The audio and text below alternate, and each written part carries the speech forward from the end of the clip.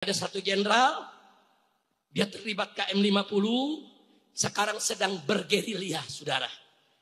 Sedang bergerilya, deketin presiden, deketin para menteri, deketin anggota dewan, saudara, supaya dia dicalonkan jadi Kapolri yang akan datang. Saya sudah kirimkan pesan, jangan coba-coba orang ini yang terlibat KM50 diangkat jadi Kapolri. Kalau diangkat jadi Kapolri, saya akan ajak umat Islam dimanapun. Kita turun ke Pong Mabes Polri, ke Pong DPR. Kita tolak jenderal pembunuh diangkat menjadi Kapolri, saudara. Kemarin, saudara, saya sudah sampaikan ke pemerintah, tidak lewat ceramah, saudara, tapi lewat jalur-jalur khusus. Saya bersama para habaib dan ulama menolak keras adanya wacana, saudara, darurat militer. Nggak boleh ada.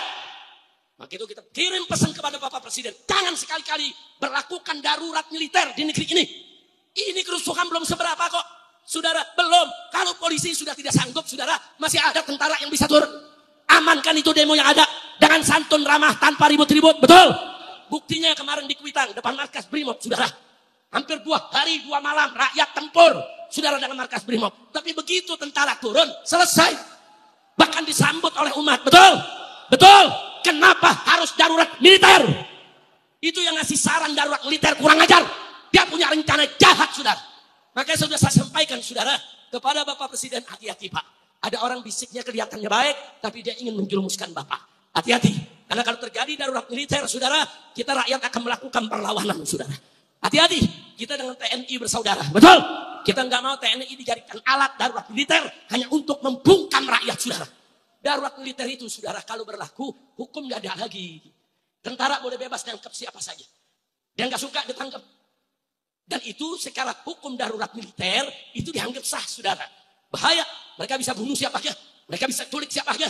Mereka bisa tangkap siapa aja. Tanpa peradilan, tanpa sidang, saudara. Tanpa pemeriksaan. Bahaya tidak? Bahaya tidak? Kenapa tadi saya katakan ini berbahaya? Ini berarti mau adu domba tentara sama rakyat, saudara. Gak boleh mau diadu domba tentara sama rakyat. Mau tidak? Mau tidak? Nah, dari sekarang saya ingatkan, mereka-mereka yang mengusulkan darurat militer, jaga mulutmu, jaga sikapmu, hati-hati. Saya tahu siapa yang mengusulkan itu, saudara. Hati-hati. Kalau sampai darurat militer kau bikin susah rakyat, banyak ulama yang ditangkap, kau yang kami tandai. Kami seret bersama rakyat. Jangan coba-coba ngadu domba tentara dengan rakyat Indonesia. Betul? Tentara adalah dari rakyat, oleh rakyat, untuk takbir. Angkat tangan semua, takbir. Takbir. Siap jaga agama. Siap bela ulama. Siap bela negara. Takbir. Shallu ala nabi. Jadi kita ingatkan dari atas mimbar ini. Semoga saya yakin orang-orang ini akan mendengarkan rekaman daripada ceramah ini, saudara. Saya peringatkan mereka. Jangan sekali-kali mengusulkan kepada Bapak Presiden darurat militer. Ini dari reformasi sampai saat ini. Perjuangan para ulama, para tokoh, para cendekiawan sejak 98, termasuk tokoh kita, yaitu Pak Din Samsudin. Ini ikut jatuh bangun, saudara. Untuk apa? Untuk bagaimana menaikkan citra sipil, saudara. Jadi di sini, saudara, nggak boleh, saudara, sipil ini diganggu-ganggu dengan urusan kemiliteran. Jangan. Biarkan sipil itu bersaing, berkompetisi dalam politik. Biarkan supremasi sipil itu tetap ada di atas, saudara. Betul? Betul. Biarkan supremasi sipil itu ada di atas. Jangan diobok-obok oleh tentara. Kami hormat tentara. Kami cinta tentara. Kami bangga tentara. Tapi tolong jangan kami diadu domba dengan tentara. Setuju tidak? Nah, kira-kira saya sampaikan malam ini paham semua? Paham semua? Nah, jadi sekarang saya udah suruhkan kemarin. Supaya umat Islam di mana-mana bikin posko-posko. Setuju tidak? Setuju tidak? Siap bikin pos-pos keamanan? Siap bikin pos-pos keamanan? Siaga 1, saudara. Saya sudah sampaikan dari tanggal 27 malam. Saya ceramah yaitu di Cipinang, saudara.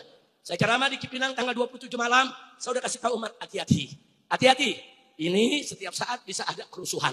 Jaga rumah-rumah Anda, jaga kampung Anda, jaga wilayah Anda, buka posko-posko. Jangan biarkan perusuh masuk ke kampung kita. Sebab kalau perusuh masuk ke kampung kita diacak-acak, kita yang akan rugi, saudara. Maaf, kalau orang-orang ini bisa lempar bom molotov ke rumah pejabat, besok dia bisa lempar bom molotov ke rumah kiai, saudara. Hati-hati. Kalau hari ini mereka bisa lempar bom molotov, saudara, ke rumah seorang pejabat atau seorang tokoh, maka besok rumah Habib, rumah Kiai, rumah Ustadz, saudara, pondok pesantren bisa mereka perlakukan yang sama. Jangan berikan celah, jangan berikan kesempatan. Jaga kiai kita, jaga ulama kita, jaga masjid kita, jaga pesantren kita, saudara. Jaga. Jangan sampai kita ditunggangi oleh mereka, saudara. Dan kalau mereka coba-coba kita nggak kenal, masuk ke kampung kita, mau serbu rumah ustaz kita, rumah kiai kita, habisi di tempat, saudara. Setuju tidak?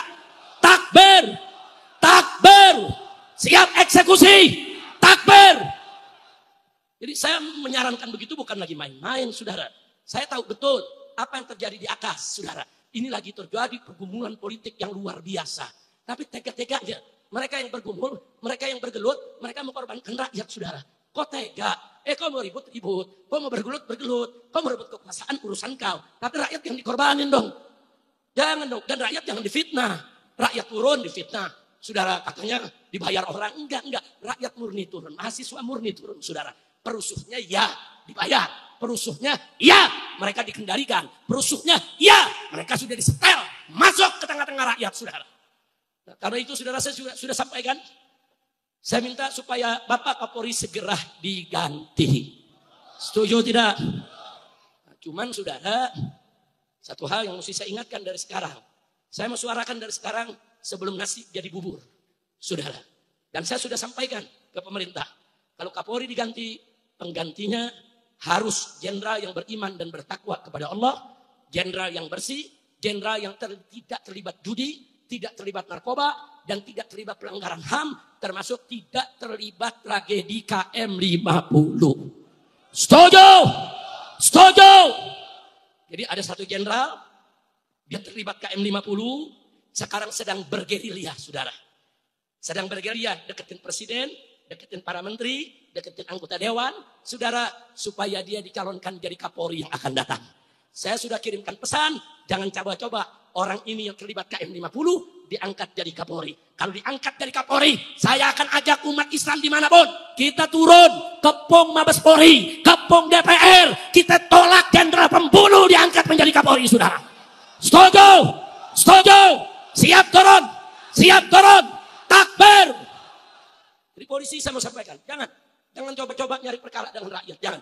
Ini pelajaran apa yang baru terjadi kemarin, saudara. Kita prihatin, kita sedih, kita sebetulnya pengen punya polisi itu dihargai, punya polisi itu bermartabat, punya polisi itu punya marwah. Senang kalau polisinya rapi, bersih, saudara. Mau kita begitu. Kita sedih kalau polisi diolok-olok, dicaci maki, saudara. Sedih, tapi mau bilang apa? Polisinya memang yang brengsek, saudara. Dan brengseknya ini bukan lagi oknum.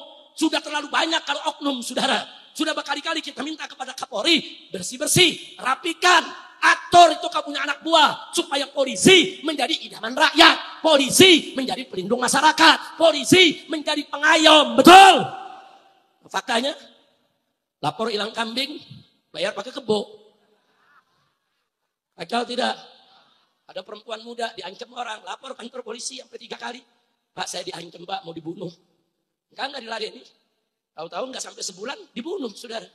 Begitu dibunuh baru repot, baru cari pembunuhnya. Udah beres baru datang. Polisi mana tuh? Polisi mana?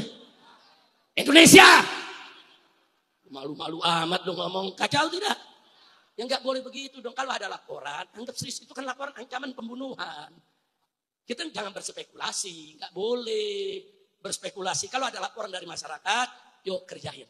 Nah, insya Allah mudah-mudahan dengan peristiwa yang terjadi sekarang ke depan, Polri melakukan reformasi. Amin. Setuju tidak? Reformasi Polri, setuju tidak? Dukung tidak? Kalau Polrinya sudah baik, bermartabat, saudara, dukung tidak?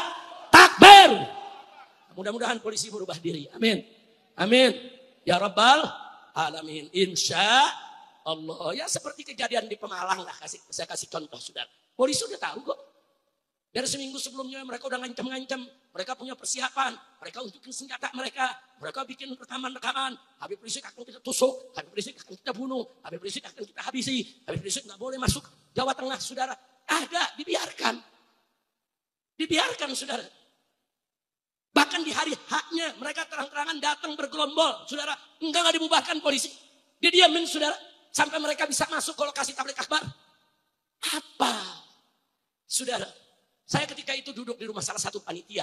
Habib Muhammad, ketum FPI, didampingi Ki Awid Masyuri. Saya minta Ki Awid, saya masih lelah, saya capek luar biasa. Karena habis keliling Madura, langsung sambung ke Tegal. Saya bilang berangkat duluan deh. Nah, ternyata beliau berangkat duluan. Begitu beliau berangkat duluan baru naik di atas mimbar, saudara. Mereka sudah mau serang jamaah. Mereka mau timpuki jamaah, saudara. Tapi nggak nyampe timpukan mereka. Kenapa? Karena laskar-laskar FPI dengan batiknya, saudara, sudah dari pagi membuat peta, melihat wilayah, mempelajari semua kekuatan. Sehingga, saudara, ganggang yang ada di samping ini umat kumpul seperti ini, saudara. Ini panggung, di sini umat. Ini yang namanya kiri kanan tuh ada ganggang, saudara. Dari ganggang itu mereka mau menyerang, mau bubarkan itu jamaah, saudara. Kalau tembus, mereka kemplangi itu jamaah. Berapa banyak ibu-ibu, anak kecil, bayi, orang tua, bubar. Bahkan saudara bisa panik, bisa keinjak-injak, bisa mati. Tahu kok, laskar bisa tahu. Masa iya polisi nggak tahu? Nah, akhirnya apa yang terjadi, saudara? Begitu Habib Muhammad naik dengan Ki Awit, sudah mulai bentrok. Saya belum datang. Saya belum datang. Mereka pikir itu yang datang saya, saudara. Nah, tapi nggak berhasil. Mereka mau tembus nggak berhasil. Jadi dari ujung gang itu dipukul mundur oleh laskar, saudara, sekitar 50 sampai 100 meter sehingga mereka nggak nyampe ke jamaah. Dan subhanallah pertolongan Allah, itu jamaah nggak tahu ada yang ribut, saudara. Nggak tahu, semua ikut pengajian, ikut dengerin khusyuk, khidmat, dengerin pengajian, saudara, luar biasa. Mereka nggak tahu nih di belakang lagi tempur, saudara, di gang-gang lagi tempur, nggak ada yang tahu sampai bubar, saudara, baru mereka tahu. Saudara, ini artinya apa? Pertama, saya ingin memberikan apresiasi kepada para laskar. Tapi di saat yang sama, saya mau kritik kepolisian. Kenapa mereka nggak bisa mencegah itu? Bahkan datang ke tempat panitia. Saya ditemui, saudara. Ada Dandim, ada Kapolres. Habib, ini sudah terjadi kerusuhan. Habib nggak usah datang. Habib nggak usah ceramah. Saya bilang, oh nggak begitu, Pak. Saya di sana punya orang. Ada Ki Awit, ada Ustaz Syahid, yang lainnya semua. Saya tanya ke mereka, aman kok. Saat ini saya punya mantu ceramah. Saat ini saya punya kawan kayak Awit ceramah. Nggak ada apa-apa. Enggak, Habib. Ini ada kejadian di belakang, bla bla. Lebih baik Habib jangan datang. Oh, nggak begitu, Pak. Ini mereka ngancam dari kemarin. Kenapa Bapak tidak cegah? Betul. Musuhnya Bapak cegah dan mereka. Mereka semua intir orang kok. Mereka bawa orang dari daerah-daerah lain di Jawa Tengah. Mereka ambil yang dari Semarang, dari Jepara, saudara. Mereka ambil itu dari Banyumas, dari mana tempat. Mereka ambil dari Brebes, mereka kumpulkan di Pemalang. Saudara, mereka ini kan orang luar. Ini yang bikin tablik warga setempat. Ada ribuan orang ngundang saya. Saudara, mereka mau saya ceramah. Bukan saya nggak ceramah. Tapi ini kalau terjadi, enggak bakal terjadi apa-apa. 40 tahun saya ceramah. Saya keliling dakwah, saudara. Dari dalam negeri sampai luar negeri. Nggak ada cerita. Setelah dakwah selesai, ribut. Nggak ada. Yang ada, habis ceramah selesai, akan kebuli. Betul. Betul. Yang ada selesai ceramah, saudara, panitia foto bareng-bareng. Betul. Ada setelah ceramah, tonjok-tonjokan. Ada. Ada tim hadronya main hantam-hantaman rebana. Saya sampaikan ke Kapolresnya sama Pangdamnya, sudah Pak, sama Dandimnya. Saya bilang nggak bisa. Saya 40 tahun ceramah, Pak. Nggak ada ribut. Nah kalau sekarang Bapak lihat ribut, ya kan ada yang ganggu. Yang ganggu itu mesti Bapak tangkap. Bukan larang saya ceramah. Karena dia bicara pakai epon, saudara. Ada Pangdam Habib, ini permintaan Pangdam Habib. Enggak. Sekarang kita bagi tugas saja. Ente berdua turun, cegah itu yang bikin ribut. Saya yang akan menenangkan umat.